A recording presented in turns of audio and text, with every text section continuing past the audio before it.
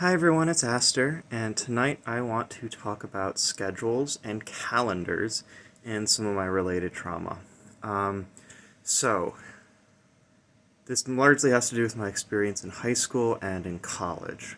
I went to a school called Hawken. It was a college prep school. It was liberal. It was a private school, and my class was the first one that got to experience rotating schedules. So it was a bit of an experiment, and it was miserable. So let me tell you about it. It was uh, we had six classes every semester, but we only had four classes a day. So it would rotate two classes. Um, there was A block, B block. Well, we had A, B, C, D, E, and F, right? And then there were four slots in the day. So at the start of the rotation, you'd have A, B, C, D, and then you'd have E, F, A, B, and then you would have uh, D, C, E, F, right? So you see how the blocks switch because each block was a different length of time. So this is how they made sure you were in each class the same amount of time, even though the four blocks throughout the day were different chunks of time. From one perspective, this was nice because coming from the Montessori system, I really appreciated the longer classes, right?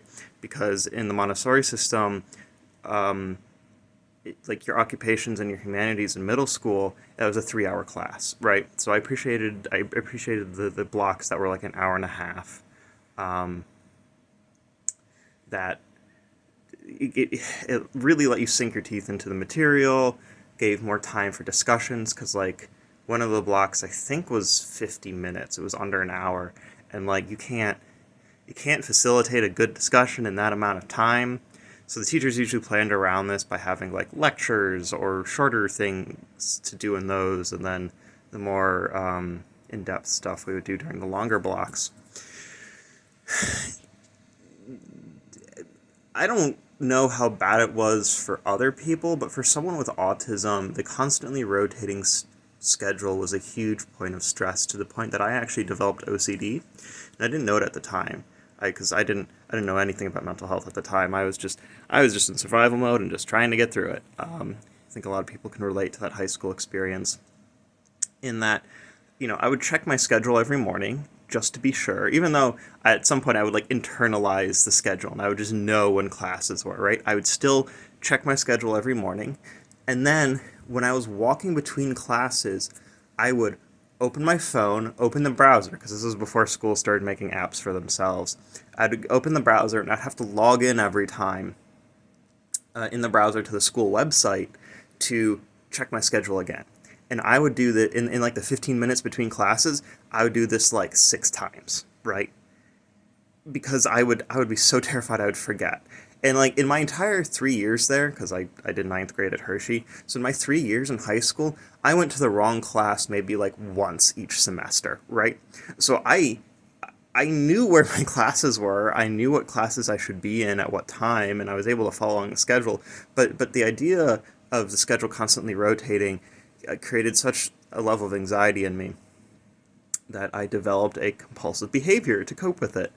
Um, and there are a lot of other stressful things about that school, but I think that, and then my college experience, the schedules were static, so that wasn't as bad.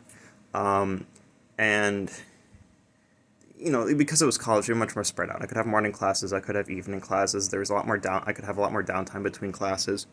Um, but the anxiety there stemmed from I had to be very efficient with my time management, like counting out 15-minute blocks to make sure I got stuff done on time, to make sure I didn't show up to classes late, because there were some professors who were like, if you showed up late, they would lock you out, or you wouldn't be marked late, you'd be marked absent, and there was some draconian attendance policies at some of the schools I went to. Um, and then there's also, when I was younger, the inability to set my own schedule. Like, I would come home from a long day of school in middle school, and I'd be tired. I'd want to rest. I'd want to play games, play with my Legos, and then get to my homework. But I'd get home, I'd get yelled at by my dad to, like, clean or something, and um, I'd get exhausted from that. and then I wouldn't want to do my homework, and then I just wouldn't get done because I never got to set my own schedule. And like I never had a summer to myself, right? My parents would always put me in some sort of program, or when I turned 13, I started working every summer.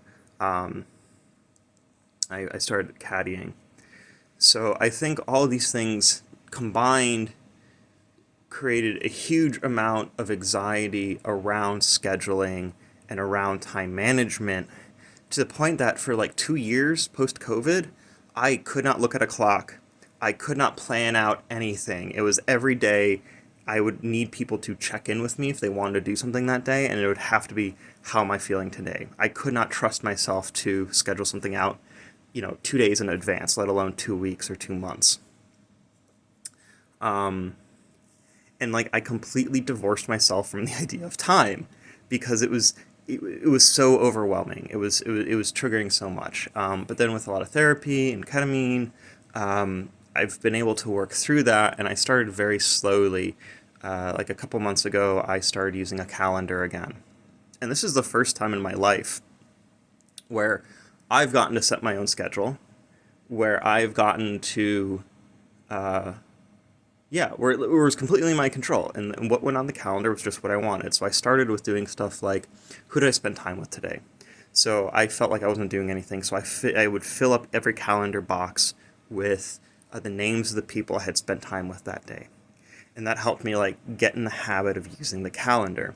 And then it slowly transitioned to, okay, what did I do today? And then it transitioned to, what do I want to do today? Which is where I'm at now, which is, I write down meetings I have to go to, hangouts with people I'm planning, um, like my volunteer time at the farm, like that goes on the calendar. And so now it's like it feels like this is like what people usually use calendars for, right? But it took me years of not interacting with time, and then months of building my calendar skills back up. And I was able to do this because my therapist sat down with me with a calendar and was like, this is how you use it. Here's, let's think about what you want to put on it, right? And so I thought about, you know, the time I spent with people. Um, so if you're like really stressed out about time management or have a hard time with it, especially if you have ADHD or autism, it's not you. Like it's the expectations we place on people to manage their time in a machine-like fashion is really screwed up. It is a huge source of stress for a lot of people. You can take that time back, right? You can you can learn to set your own schedule. It's hard when you're in school and work can impose those same restrictions on you. But um, it's possible to develop a healthy relationship with time. It can just be really hard, especially in our current climate. And so I think as like the workers' movement takes off, and like, unions are coming back, uh, this is going to be a really important thing to fight for in our society, is being able to manage our own time, not being expected to use every second of the day efficiently, um, and like just giving ourselves a break because we need it and we deserve it. Um, if there's any schools out there that are doing a rotating schedule still, fuck you. Stop it. Don't do it. Your students are miserable. They hate it. It's stressful. It's a bad time. Yeah, and like, gosh, there's so much I could say on this because like in college, I really, one of the things that was really frustrating, especially for my autism, is that like it was so hard to develop relationships with professors because they kept changing every semester. And like I know this changes when you get into like master's degrees, or you get into like your 4 or 500 classes. You tend to start being with the same professors, but that's still like 2 to 3 years of this, right? That you have to get through first. Um, and it sucks because it's I build a rapport with a professor and then I never see them again, right? Or like when I was at SUNY Brockport, there were some professors that I needed social interaction because I was completely unable to make friends there. And so I made friends with a few professors, but then, semester the schedule change, and I couldn't make it to any of their office hours because I always had class then. And they were never just like in their office when I was at school. So I now had no one to talk to, and that was really bad for my brain and made school really stressful. And that's part of the reason why I dropped out, was because I was incredibly isolated, and that was causing a lot of distress. Uh, yeah. So I don't know. Takeaway from that: scheduling can suck, but it can also be really helpful and really useful. The institutions that create sucky scheduling, we need to change them. And yeah, that's that. I hope you learned something, or at least empathized with what I had to say. Love one another, love yourself, and I'll catch you next time. Bye.